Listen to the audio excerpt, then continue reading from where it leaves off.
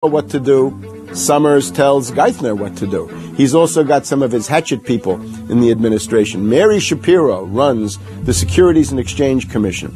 She refuses to ban naked short selling and other market manipulations.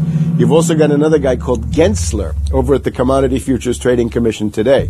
He is an acolyte and a supporter of the derivatives bubble. We made the new CFTC chair a guy who had helped to kill Brooks Lee Bourne's reform initiatives. And we just did this under the Obama administration. This was a pre-registered, pre-organized, predetermined event. Anybody who knows that if you allow the banks to become unregulated financial institutes with tsunami-like weapons of mass destruction like financial instruments like derivatives, to allow that to run up to levels that are 50, 100, 200 times the gross domestic product with no value. They know that they are taking the profits on going up, but they also know that the end result is the destruction and gutting of this economy. The scam is simple. The insiders buy hard assets and political influence as the fiat bubbles expand. And then, at a time of their choosing, they purposefully implode the bubble. You've got a very small group of people, and the Federal Reserve and the global central banking system and the Bank of International Settlements in Switzerland, who are purposefully managing the boom and bust, credit supply, credit contraction, money supply growth, money supply contraction to create artificial roller coasters and artificial volatility that they can trade around without taking any risk. It doesn't cost them any money. And if they do make a mistake because they're, as George Bush said, the bankers on Wall Street are drunk. It is uncertain. There's no question about it. Wall Street got drunk. That's one of the reasons I actually turned on the TV cameras. Let's say they walk in one day, they push the wrong button, and they lose the bank $1 billion or $5 billion or $100 billion. They can appeal to the government to bail them out. Totally asymmetric relationship between bankers and the rest of the economy. If they make a mistake, they get bailed out. If everyone else makes a mistake, they get put in jail, called a terrorist, and we never hear from them again. But it's a more sophisticated form of slavery, and we're going through it today.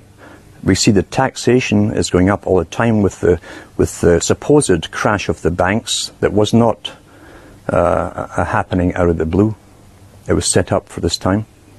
They could have kept it going for another few years if it suited them, and then crashed all the bubbles. But now is the time. As they say in their own writings, now is the time. One of the great benefits of an economic model from an economist standpoint is you can basically get whatever results you want. You can manipulate the inputs to make that happen. And that makes it a very easy tool to use to hoodwink other people. These manufactured, these engineered financial catastrophes are the result of a central banking system that has the ability to add and subtract credit, add and subtract dollars and money at will to create this roller coaster effect. Because unlike most people, the banks are able to make profits as easily on the way down as they can on the way up in any given situation. Volatility is great for banks and professionals. Volatility is not great for the most average people. Their operatives in government and media then hold the economy hostage by issuing the ultimatum. Give us unlimited bailout money or the economy dies. What's being used is what I call, to try to get the money, is what I call the suicide threat, where, you know, if anybody has ever seen the movie Blazing Saddle, the sheriff is surrounded by hostile town folks. He takes out his gun, points it at his head and says, you know, don't move or I'll shoot. Well, that's what the big banks are saying.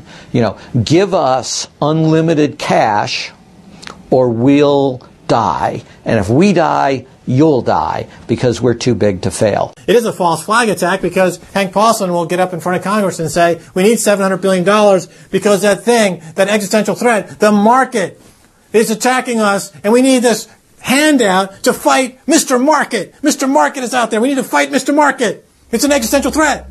Meanwhile, he is Mr. Market. He's the one causing the problems. We had Paulson, a representative of Goldman Sachs who happened to be running the U.S. Treasury, came forward with a hysterical briefing for the Congress saying, we, the Wall Street bankers, demand $700 billion in bailouts. So they say, yes, we'll give you all the money you need. Well, These are arsonists. Paulson, Tim Geithner, Bernanke, they're arsonists. They're asking for more matches. And the Congress is saying, who do we make the check out to? Who do we send these matches to? Who do we send the matches to? Is a ton of matches enough? Can we send you some gasoline to go with those matches? They're like, yes, please. Don't change our management.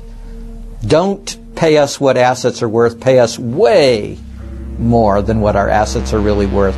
Don't make us use honest accounting. Allow us to lie. We've just, under congressional pressure, changed the accounting rules for the express purpose of making sure that the big banks don't have to report honest losses.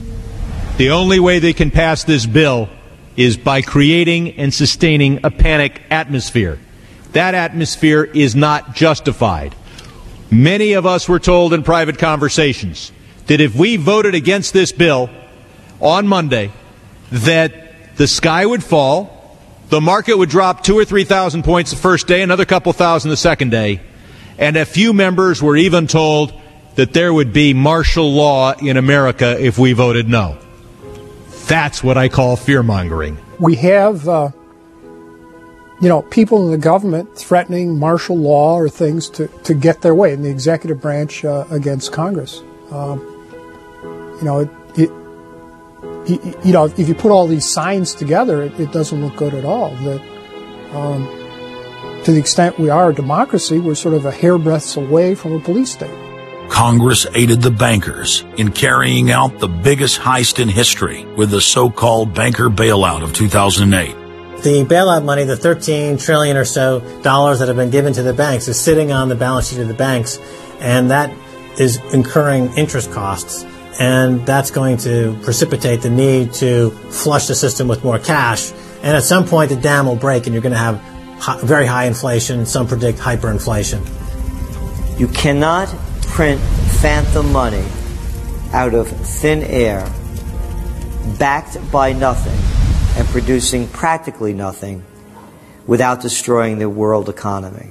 So unless we cut out the toxic funds, the toxic elements of this economy, every time we put in money on this bailout, it's just feeding the fire. It's not making things better. What should have happened is that those banks and investment banks should have been seized. They should have been seized by the Federal Deposit Insurance Corporation. Those are zombie banks. The Chase Manhattan, J.P. Morgan Chase, Bank of America, Citibank, Wells Fargo, Wachovia, so on down the line, to AIG in the insurance realm.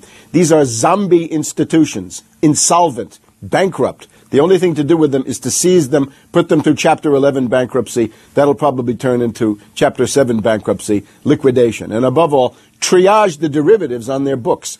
There's no way to bail out a $1.5 quadrillion black hole of derivatives. But nevertheless, they tried. They will, of course, try to regain some of this money back. But the debts, unlike any other period in history, are now a quantum size bigger than the entire global GDP by a factor of 50 to 100. It's almost infinite amount of debt. If you really look at the numbers, because of the massive, massive debt, and right now, total debt in this country is about 375% of the gross domestic product.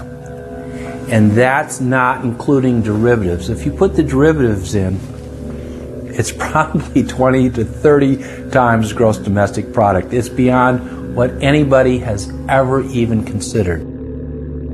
While they were looting North America into the ground, the international banking syndicate was simultaneously executing the same scam in over 100 other nations.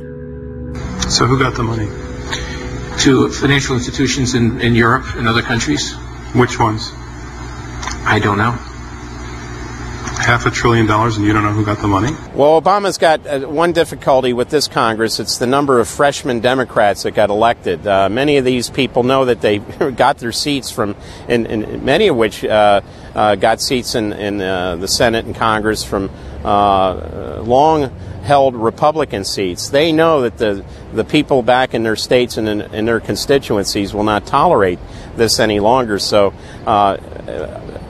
up against the Republicans and the blue dog Democrats are these freshman congressmen, Democratic congressmen and senators, and they're not. They don't seem like they want to go along with the program. So if there's any hope, it'll come from these freshmen. The Constitution says no money shall be drawn from the Treasury but in consequence of appropriations made by law. This money is not drawn from the Treasury. Well, let's talk about that. Do you think it's consistent with the spirit of that provision of the Constitution for a group like the FMOC to hand out $500 billion to foreigners without any action by this Congress? Congress approved it in the Federal Reserve Act.